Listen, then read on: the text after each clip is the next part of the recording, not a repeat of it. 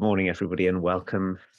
This is Lizzie and Justin from Thirdspace, and we are here for another week of our Turning Towards Life conversation. And good morning, Lizzie. It's so lovely to be with you, and welcome everybody who's with us from all over the world in all different kinds of format. Some of you are live with us on Facebook, and some of you are with us on YouTube and our lovely Turning Towards Life website, and also on podcasts. And you are all so welcome to be here.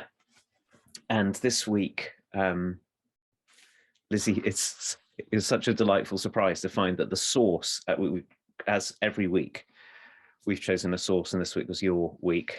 And you've chosen actually something that I wrote, which was very touching. And I'm excited about talking about this. And also really excited that we're talking about this because at Thirdspace, which gave birth to this conversation, we're also launching a most excellent program coming up in the autumn of this year, 2022, for people who want to develop their capacity to be coaches in the organizations in which they work. Program called Coaching for Development. And I know that this conversation will take us into that territory, as well as doing something for its own sake. Thank you, Justin. Well, it's always a joy to choose things that are what you wrote. And I think, as usual, Justin, it's like when it's something that one of us has written, the person who wrote it gets to receive it again in a whole different way because it's inside this conversation, and just reading it again, frankly, as well, because it's from a while ago. So it's a real joy to bring this and see what comes out of your reflections about the writing that's different to the writing. So I'm really happy to be with it. And also just to say that this Coaching for Development program happening beginning in the autumn 2022 is held by our really wonderful friends and colleagues, Amanda, Sue, and Andy.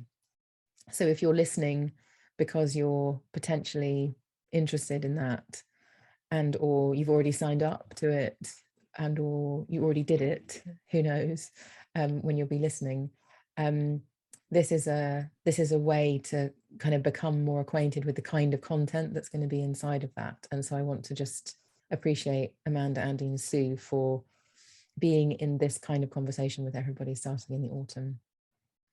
So Justin, I'm going to read, and then you can read, and then we'll see where this takes us, as usual. So here we go. It's when we actually listen to another human being that they get to be human too. Listening allows a shift from I-it relating, in which the other is essentially an object to us, an irritation, a way to get what I want, a way to feel good about myself, to I-you relating, in which the other gets to be a person. As Martin Buber points out, I-it relating is essentially a form of it relating, since it's impossible for us to show up as full human beings, even to ourselves, when we're in the midst of making another or a group of others into a thing. To relate to another in an I-you way, to listen to them in their fullness, bestows dignity on everyone and opens wide horizons for understanding, compassion, truthfulness, and relationship. Listening ought to be the easiest thing to do. After all, it requires no complex framework, no technique, no technology. And yet it can be so hard. Most of us have a lot of practicing to do in order to drop our need to be right, to be the one, to be liked, and to hear only what we want to hear. In order to listen, we have to relax our defensiveness, be skillful with the inner attacks of our own inner critic, which is ready to judge us even when there's no judgment coming from the speaker. Get over our wish to control everything and be willing to welcome whatever we experience. We have to be able to question our own stories and accounts, be open to seeing things in a whole new way, and quiet our inner world sufficiently that what is being said can reach us. And we have to learn how to be in contact with ourselves, a fundamental prerequisite for being in contact with others. Perhaps all of this is why real listening is so absent in our fearful, impatient culture, and why we could all benefit from doing some inner work if we want to do the vital outer work of listening well to the people around us. Thank you, Lizzie. I'm going to jump into the middle of this because it's quite long, but also say for everyone, you can find this always on the Turning Towards Life website, where all the sources are. There's an amazing resource of hundreds of sources and the conversations that go with them. And it's also in the show notes for the podcast and in all of those places, also in our Facebook group. Listening ought to be the easiest thing to do. After all, it requires no complex framework, no technique, no technology, and yet it can be so, so hard. Most of us have a lot of practicing to do in order to drop our need to be right, to be the one, to be liked, and to hear only what we want to hear. In order to listen, we have to relax our defensiveness, be skillful with the inner attacks of our own inner critic, which is ready to judge us even when there's no judgment coming from the speaker, get over our wish to control everything, and be willing to welcome whatever we experience.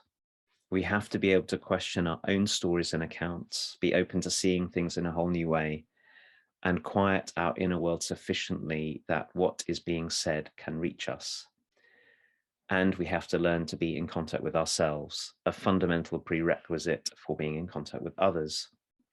Perhaps all of this is why real listening is so absent in our fearful, impatient culture, and why we could all benefit from doing some inner work if we want to do the vital outer work of listening well to the people around us.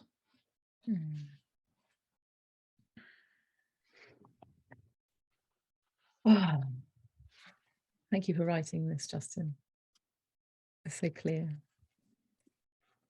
And when you were just reading them, what occurred to me is that if I'm not listening, there's absolutely no way I can be responding.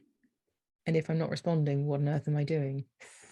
I've suddenly got the madness of not listening. Because really, it seems to me like the world is, the people around us have needs. And we're all asking one another for things all the time so that the world can happen. And if we're not listening, how on earth can the world happen in the way that is probably intended, given all of our goodness and all of the things we can do? So yeah, I was just feeling into how strange it would be to be someone, and I am this, and I am strange because often I'm not listening. But how strange that is to think, well, what's actually happening if I'm not listening, given that an exchange isn't possible. If one person at least isn't listening, there's no real possibility for action that's meaningful that comes out of anything. And of course, I know so many environments where listening isn't happening at all. So then I'm thinking, well, what's actually happening then? Like, I don't know, I'm just seeing really clearly that if there's no listener, how can there be any response? I mean, we might be listening in some small way and responding in some way, but really, if we're looking to be able to move the world and to have an impact on the world, and we're not listening, that is impossible.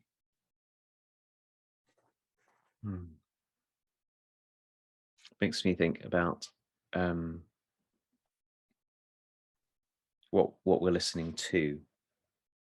It's another way of looking at the same thing. And I know that this, Lizzie, this conversation, where 200, and I've lost count now, coming up for 250 times, you and I have sat here and had a conversation where, in order for it to work, we've been practicing setting aside our own inner attempts to try and control or predict what's coming next, and really listening to one another and then seeing what there is to be said that came from.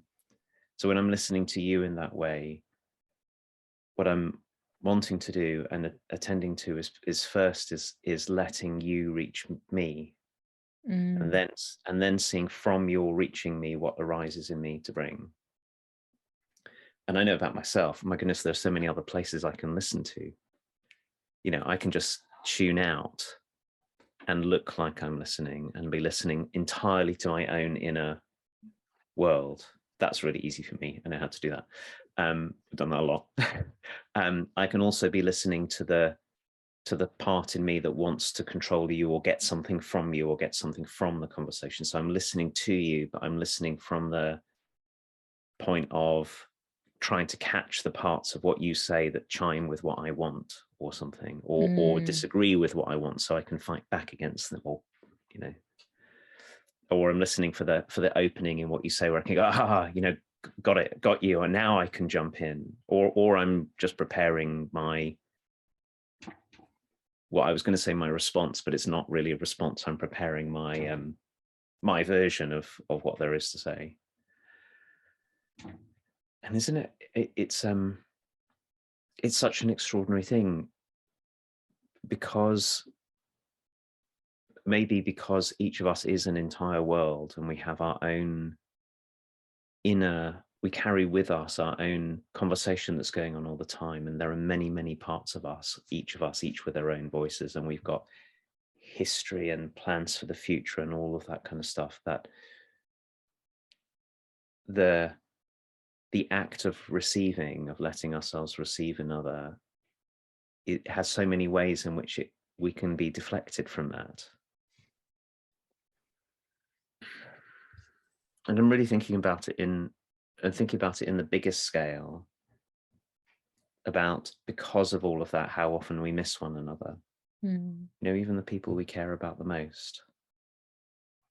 You can go a lifetime living alongside people and never having received them. Yeah. So I'm thinking about it in that way, but I'm also thinking about it in terms of this frame that we were talking about when we want to bring ourselves in service to one another. So for example, like learning to coach one another, where what we're doing is we're showing up in a way that can be of benefit to another person. The kind of listening that's required there, if I want to be the one who can respond to you in ways that will help you to flourish or help you to be up to things that matter to you. Even then, it's so easy for my listening to be about me. Like, I'm trying to look good. I'm trying to come up with a clever thing to say. I'm trying to make sure that you never talk about something that I'm unsure about or uncomfortable with. I'm trying to make sure I never feel ashamed, upset, confused in listening to you. Like even when I've chosen to be of service to you, there are like 5,000 ways in which I can still be shaping how I listen to you, so that I essentially get it the way I want it, or get you to be the way I want you to be. And so I'm really interested in that, in the big kind of letting go that we have to do to return to the really simple act that's at the heart of this, which is being quiet enough that I can receive you before I begin to shape my response. And then I can shape a response. Of course, I might make all kinds of choices and learn skillfulness about what I say in response, or do in response. But the prior thing is letting enough of that go, or maybe all of it go, being really soft. And actually, I don't think that many of us got much help doing that. Yeah. Oh, it's so lovely listening, Justin, to you. And I'm realizing, you know, at the beginning, what you were saying, you were talking about this practice that we're in. And I'm making this connection really for the first time. But as we go on and as we do this, just how much I am learning, this phrase isn't right, but to trust myself. Actually, I don't mean trust myself as in like, oh, I'm trustworthy. It's like I'm trusting what arises, which is coming from myself, but it's not myself. And trusting that what comes is welcome. And so what I then feel is very capable and very confident in being in the unknownness of life. with people who are unpredictable, it's like somehow I am making the connection between listening and confidence, which is a strange thing right now, because I think there are these kind of cultural connotations of being confident, of being like taking up space and being someone who can get their point across and that kind of thing. And I'm realizing that what this is giving birth to, and all kinds of other practices that I have too, but this place that you and I are in, and this is what we do each week, is that we're really improvising. We're really on the edge of not knowing. Like, what I'm saying now is not what I thought about before, kind of thing. And so I'm appreciating that there are these, in my mind anyway, like seemingly quite different things, confidence and listening, that are actually completely of the same place. And I'm so grateful to feel that in the moment, this gift of, because it feels wobbly to me when I'm trying to get something, like it's very brittle to be in a conversation and think, right, well, I can only listen like this because you're only allowed to say a certain thing. That feels really delicate. Like if you go beyond that somehow, I don't know what to do. And then I'm going to be all panicked because you've said something outside of the way I wanted you to speak or the things I wanted you to say. And then what do I do? So of course I have this strong agenda to just keep you to this certain way, so that I don't have to panic because I won't know what to do. And listening feels like an undoing of that dynamic, which then just in any ordinary situation gives me confidence to be with people and to not know what's going to happen. I met somebody yesterday whose husband fell down the stairs and hit his head so hard that he died yesterday, 3 weeks ago. He's got 2 tiny grandchildren, 2 children, and this is his wife I was talking to. And I thought, my goodness, I'm walking towards a lady who's in profound, immediate grief. And I really didn't know what to say, because there's nothing to say really. And I got near her, and I think I said something like, we were in a kind of social setting, and I said, I don't want to say anything that's unwelcome, but I really want you to know that I'm here, and I want to acknowledge your husband and say, I'm right here with you. And I didn't know that's what I was going to say. That's what came out. And she had a really big cry. We had a really big hug. And I don't know this woman very well either. She's a friend of a friend. And I thought, my goodness, there was I knew I was going to see her. I knew I don't know that kind of grief of my husband dying suddenly. That hasn't happened to me. And even if it had, I wouldn't know her grief. And so I'm realizing that there's a kind of confidence that exists in me these days, that I can walk into things like that because I'm listening, because I'm able to put down everything and be in those moments. Like, I know how to do that now because of our practices and the work that we do. And I'm so grateful for that, because I think I would just try and avoid her if I didn't have that. And that wouldn't be the person that I want to be in the world. I don't want to walk on the other side of the road when someone's grieving because I see them in the street. I want to move in and include them and be with genuinely what's here, rather than pretending it's not, or avoiding it, or pushing it away or something. So I'm suddenly feeling very grateful for this, quite, as you say at the end of here, this is really absent in our culture, and it should be really, really straightforward. And of course it's not, because it cuts into the heart of all of our reactivity and all of our defensiveness and our nervousness and our shakiness and our doubt and our feeling like we don't know what to do. So listening feels like a superpower. Like, it feels like the thing that really opens up the world in all kinds of essential, important, profound ways. Yeah, that situation that you've just talking about, of meeting someone in their grief. Yeah, I know the times in me when I've felt too frightened to be the one that I really want to be in that moment, and have done exactly the opposite of what I know my deepest values are, which is this awfully painful thing of finding myself staying away. And when I look at it closely, it's the same situation. Meeting someone in their grief is a really heightened version of something that many of us feel a lot of the time, which is, I won't know what to do, and I won't be in control either, maybe of them, but mostly I think what we're controlling is how I'll feel being in that situation.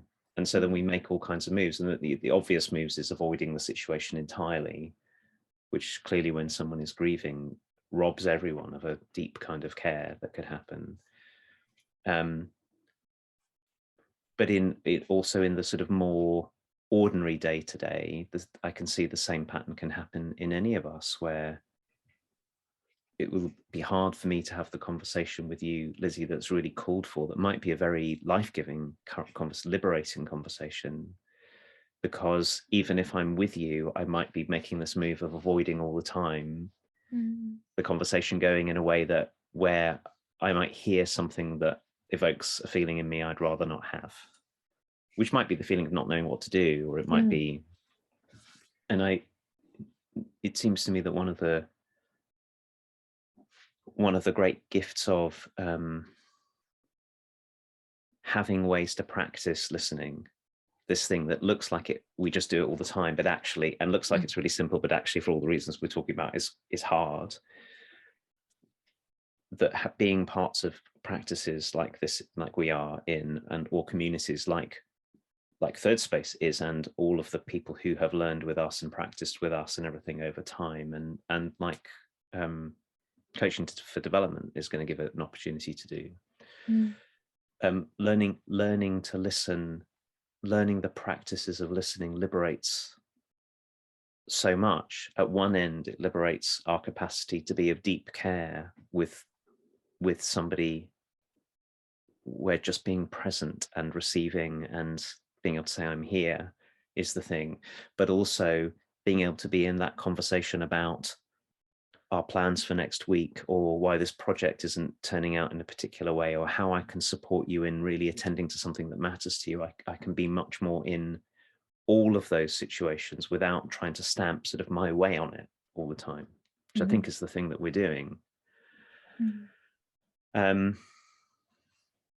it really does take a lot of practice, because most of us have been taught that the best thing to do is to be in control all the time. And we're trying to be in control because we're afraid. And I was thinking, whilst you were talking about really the sort of this tender beauty and courage and confidence it takes, that we can learn to be able to be with people, whatever it is that they're bringing, that it also really helps us know how to help other people listen too. How can I be the kind of person who, when I'm with you, can be such a way that not only am I listening to you, but be in a way that helps you also listen to me. Because when I tune out and try and keep in control, the chances that you can hear me get pretty small as well. And it's like something you said, I think, when you first started speaking, right at the beginning of this conversation, you said something about, I can't remember exactly the way you said it, something about how amazing it is, how little listening there is often going on between us, and how much that matters. It's not just for those moments where something big in our lives is happening and we need to be met. Like, what a tragedy that in our families and in our organizations and in our communities, there's so much speaking going on and so little listening. So we're sort of traveling alongside, often we're traveling alongside one another, but not really meeting one another. And it's no wonder that it's so difficult for so many of the things that we want to have happen, because we're not actually really meeting. We're meeting in this I-it way that you, when you were reading the first part of this, you talked about we're meeting in a shallow way.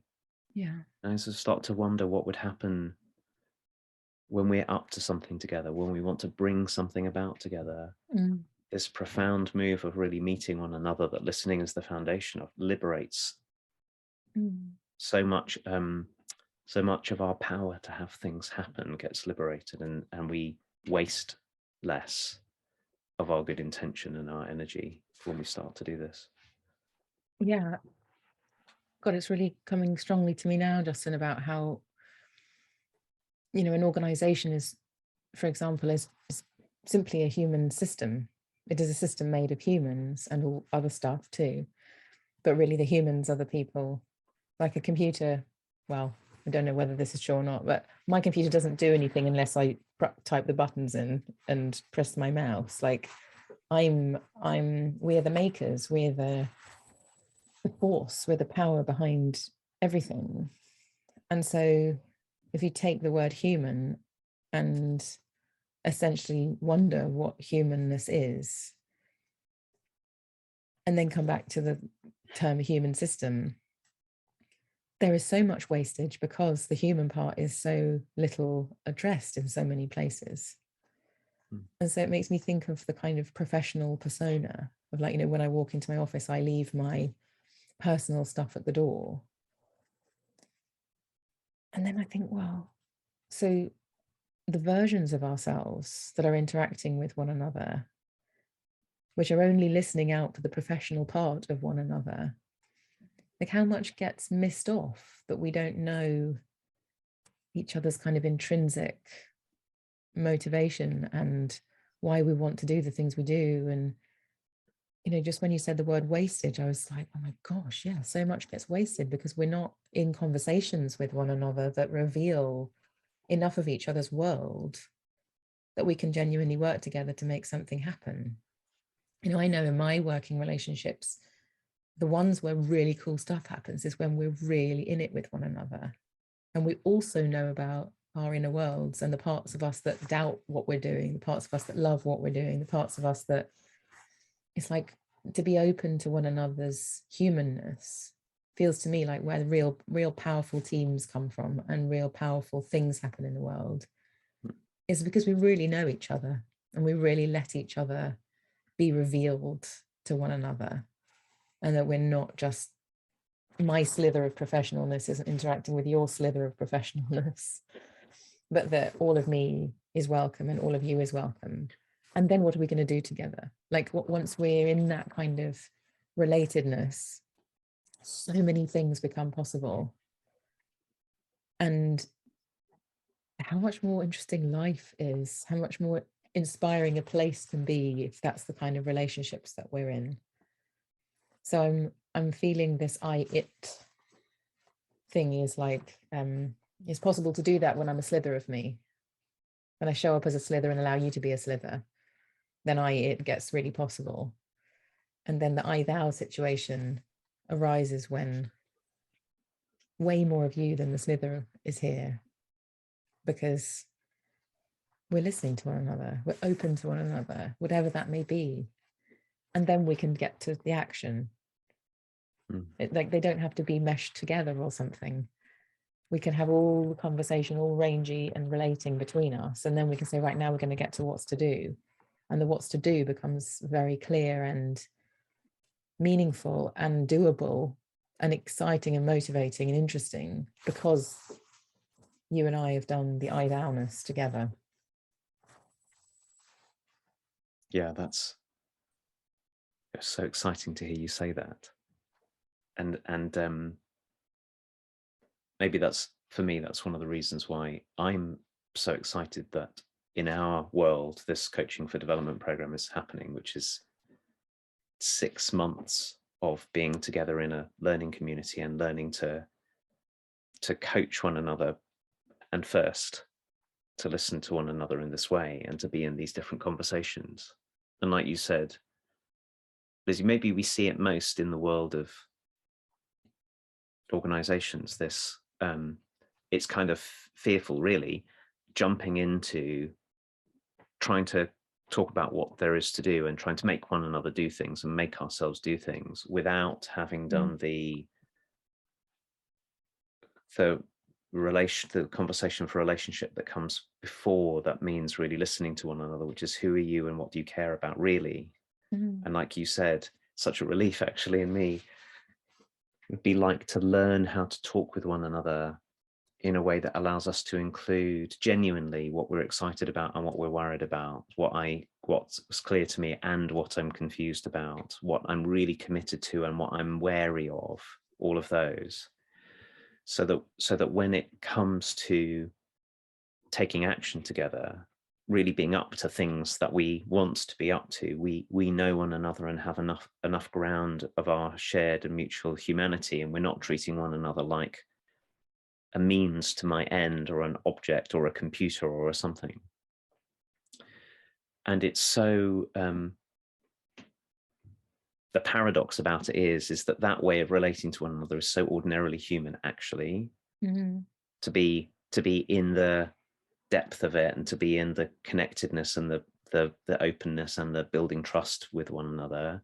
And most of us have, but we have to learn how to do that well. And most of us didn't get the opportunity, or we got taught that was not the thing to do because we better get to action really, really, really quickly. And so this kind of conversation and this program that's coming, that's in the background of our conversation, are an opportunity to address that. There's an opportunity to return to something that we desperately need, that is actually very close. It's not very far away, but most of us have got in the practice of not looking there.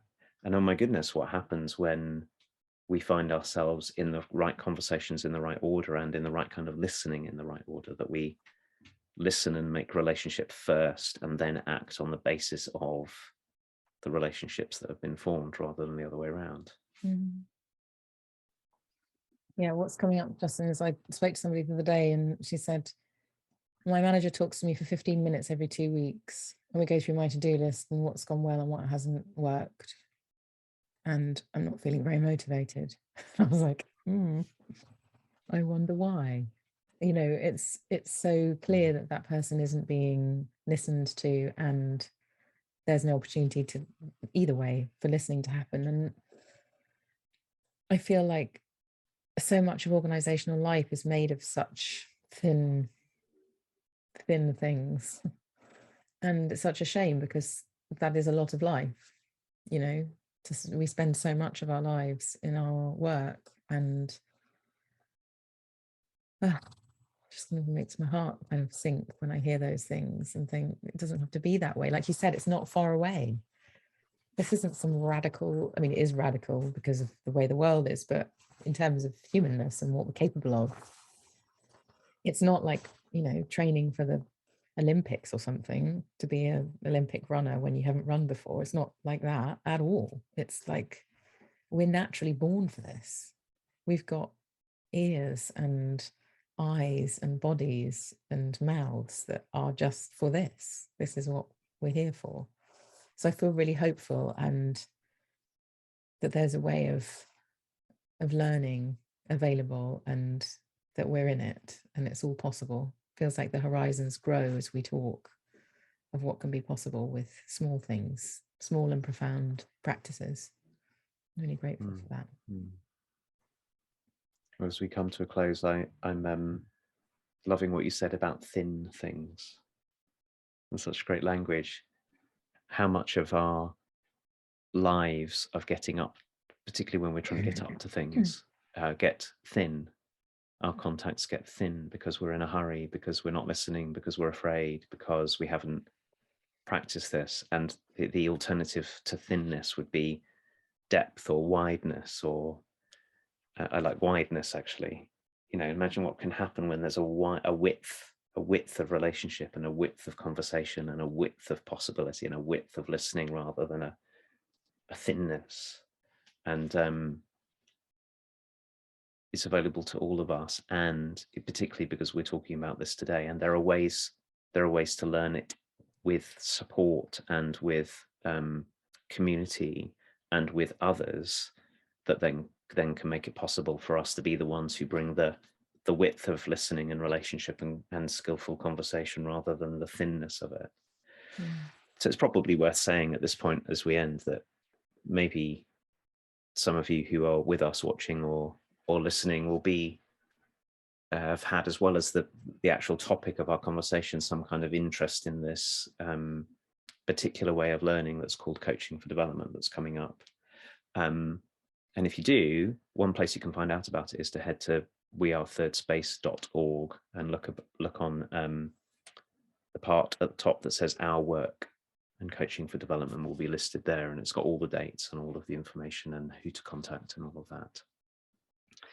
And of course, this conversation hasn't just been about that by any means. It's also been about something big and wide and deep for all of us. So I'm very, very grateful, Lizzie, that we had the chance to have this conversation. And it's lovely and touching to read something that I wrote that was long enough ago that I've forgotten having written it, and see what comes from it. So thank you everyone for being with us.